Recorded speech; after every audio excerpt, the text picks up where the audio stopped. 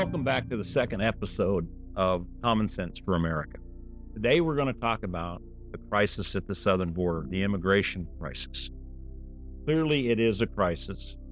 Secretary Mayorkas has finally admitted that it's a crisis, and our border is being overwhelmed by numbers of immigrants seeking asylum in the United States to the point we can't process them all.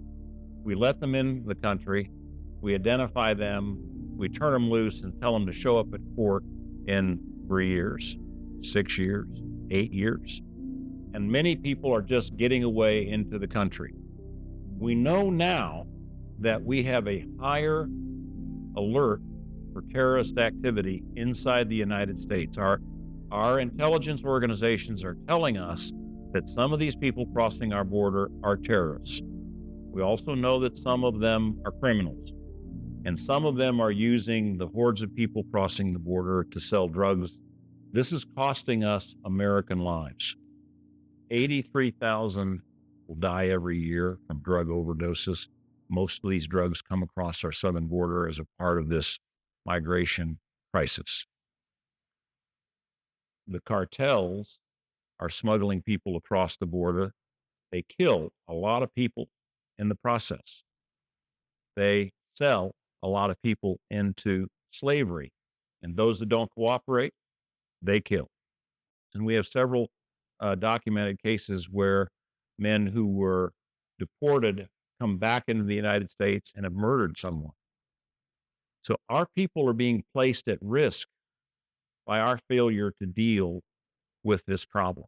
It's a crisis, but it's a crisis that we could turn around and turn into an advantage.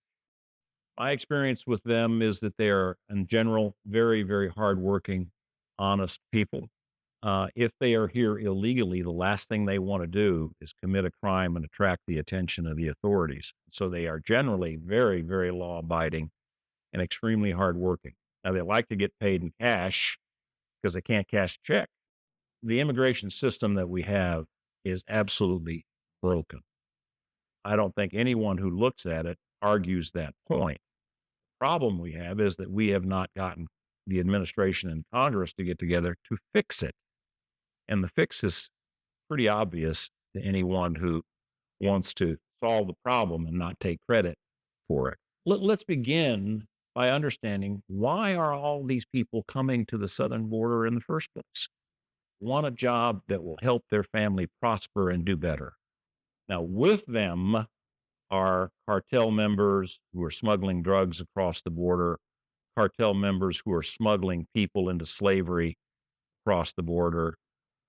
With them are terrorists, even from China and other countries, from Iran, smuggled across the border to come here to do us harm.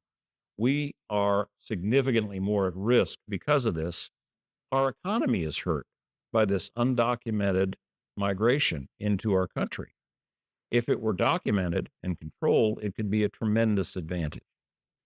Now, the very, very hardened politicians think that some people want to let these people in so that they can be given the right to vote, even if they're not citizens. Certainly, they want to let them in so that they can be counted towards representation in Congress and representation in the electoral college. Those are separate issues, in my opinion, as is any issues that we have elsewhere in the world, like the Ukraine and Israel, et cetera. Those are separate issues. What we need to deal with is the issue of immigration and its threat to the safety of the United States and our population within, especially within the lower 48, because it's definitely affecting the safety of those people. And it's stretching the resources. It's stretching the resources of our local law enforcement and our federal resources to the point that we're not taking care of our people in other areas. Now, this is a major problem, but it need not be. Again, first step, build a wall and defend the wall, and tell the world that that wall will be defended, even with, God forbid, lethal force if we have to, so that they'll stop trying to cross the river and cross into the United States illegally. Second thing we should do, we have to advertise that, by the way, in all the countries where these people are coming from. Second thing we should do is establish a system in the countries they're coming from, a system of consulates attached to our embassies, system of consulates all over those countries where they're coming from their country to the United States, to give them the opportunity to go to an American office in their country to apply to come to the United States. That what these people want are jobs. Now, we have jobs that need to be filled here. Now, we talked about jobs in waste management, jobs in the construction industry, jobs in hospital supply, jobs in cleaning. Uh, there is an acute shortage of workers in our pharmaceutical industry right now, such that we have a shortage of pharmaceutical drugs in the United States. Those are jobs that could be filled by immigrants coming into the United States if they were properly vetted. Now, in an office in, let's say, Guatemala, in an office, we would interview that candidate, understand that they don't have a criminal background, or if they do, it's so minor, we don't care. Understand what their skill set is. Now, if they have a skill set in science, technology, engineering, and math, boom, go to the front of the line. We need those people. If they're a doctor or a nurse, boom, go to the front of the line. We need those people. If they have another skill set that we need, go to the front of the line. We need agricultural work. We need people to work in our steel mills. We need people to work in our pharmaceutical factories. We can establish, using technology and artificial intelligence, we can easily establish a technologically based matching program to match people up, people that come to these offices and apply for immigration status to the United States, matching them up with jobs. And they're all coming here to better their lives. They're not coming here because they like the climate. They're coming here to get a better job and better life for their family. And every immigrant class to the United States has been resisted by the people who came here before them. The Chinese who came here to build the railroads were very, very violently resisted by the people who were here before them. The Irish who came here during the Irish potato famine were very, very violently resisted by the people who were here before them. Catholics who came to the United States from Europe were very violently resisted by the people who came here before them. Immigrants come to this country and they are more productive when it comes to raising families. People who are already here tend to have smaller families. Immigrants tend to have larger families, and that really contributes to our growing population. By the way, that there are other benefits of that, not the least of which is Social Security. We get into that later. So you have the ability to have a growing population and increasing productivity, which is very, very important for our economy.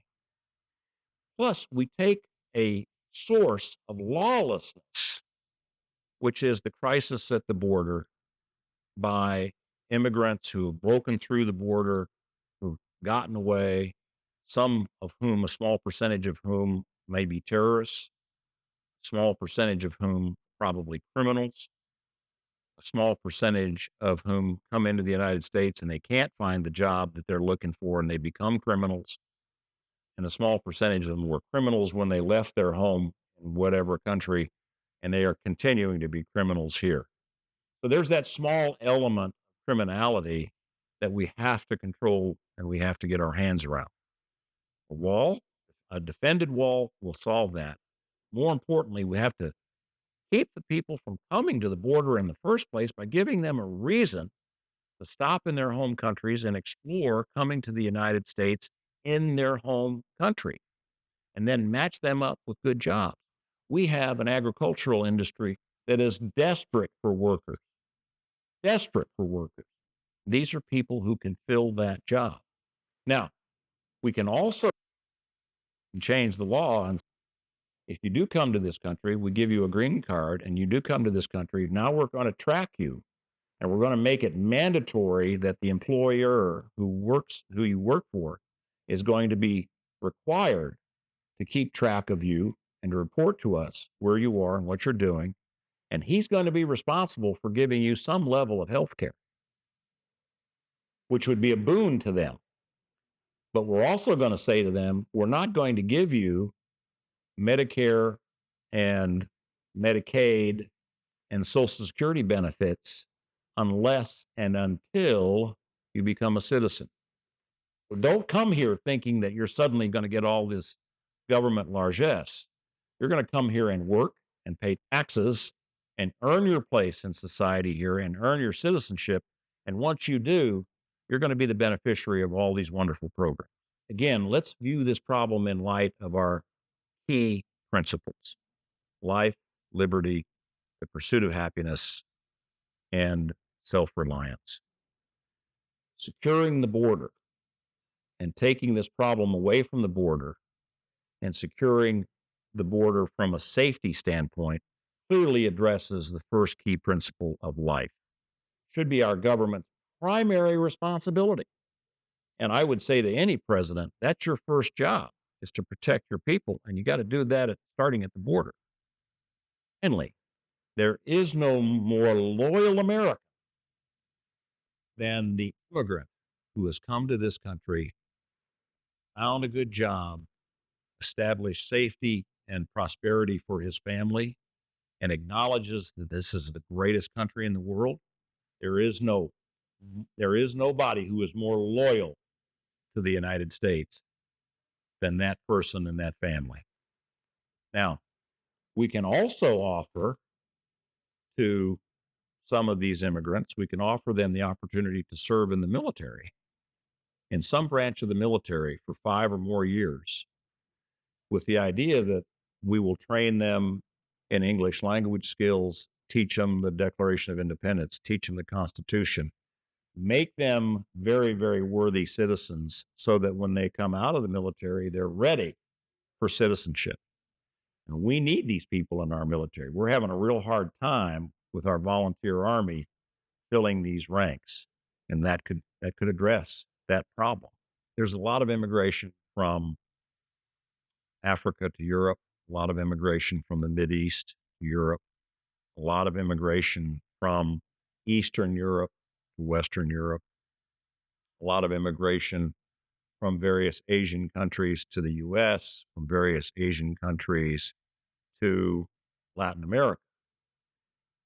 Immigration is happening everywhere because everyone is trying to find a place where they can get a better job and better provide for their families. It's just human nature. And you cannot hold that tide back. What you must learn to do is to work with that tide and turn it to your advantage. If we try to hold the tide back, we're going to spend enormous resources and never really solve the problem. We need to take advantage of this. Every country needs to take advantage of this. But there are some countries who look at the immigration that is leaving their country and headed for France, headed for England, uh, headed for the United States. And they look and they say, my God, hollowing us out. We don't get much news about it, but people are leaving Russia in droves. Anybody with any brains, anybody with any technical skills, anybody who can earn good living elsewhere is leaving Russia as best they can. And Russia has a major demographic problem because of it. China has the same issue. China has a major demographic problem because of that and because of the ill thought of one child policy. It's terrible. And the beneficiary of this, the largest single beneficiary of this global trend is the United States. We have to see it as an advantage, take advantage of it. Putting our head in the sand, saying, we're going to ignore this, I'm not going to deal with it, doing something else with it, that's a recipe for disaster. We've done that before, and that doesn't work. That's Einstein's definition of insanity. And yet, this is a tremendous opportunity for the United States. Tremendous opportunity. Now, I hope that you found this thought provoking. I hope that you will discuss this with your friends and your peers. Certainly now listen to your legislators discuss the issue with a different perspective or more perspectives than you had before. And deal with this in your own mind in a more educated, enlightened way. Thank you so much for being with us and for Common Sense of America. Join us next time where we're going to talk about the importance of the economy and how life, liberty, the pursuit of happiness, and self-reliance are affected by our economy and what government should do for that economy. In the meantime, God bless you and God bless America.